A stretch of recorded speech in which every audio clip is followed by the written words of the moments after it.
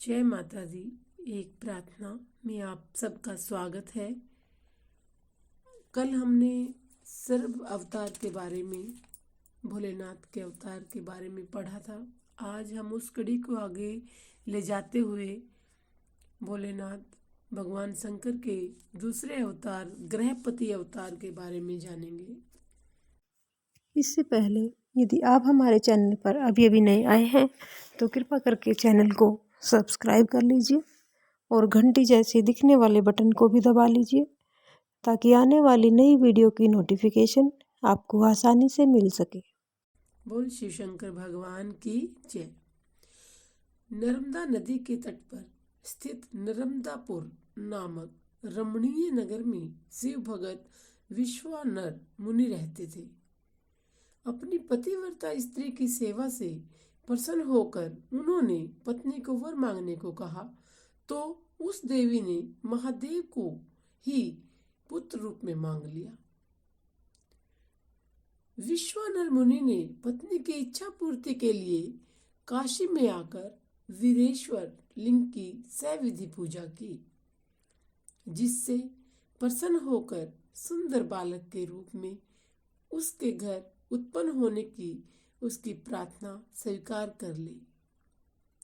मुनि प्रसन्नचित होकर घर लौट आए।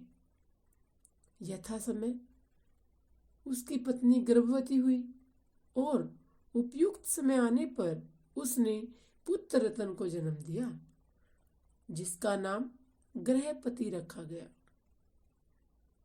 उसके दिव्य तेज की त्रिलोकी में प्रसिद्धि हो गई, क्योंकि वो भगवान भोलेनाथ के ही अवतार थे।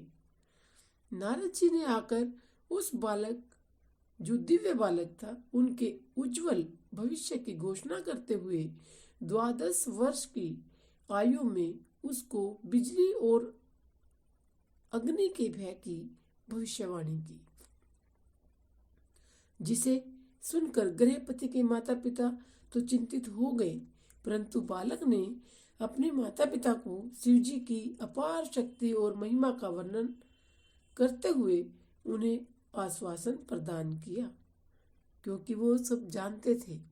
परंतु माता पिता का तो सभी को पता है कि बच्चे पे अगर कोई आँच आती है तो माता पिता अपने आप ही परेशान हो जाते हैं।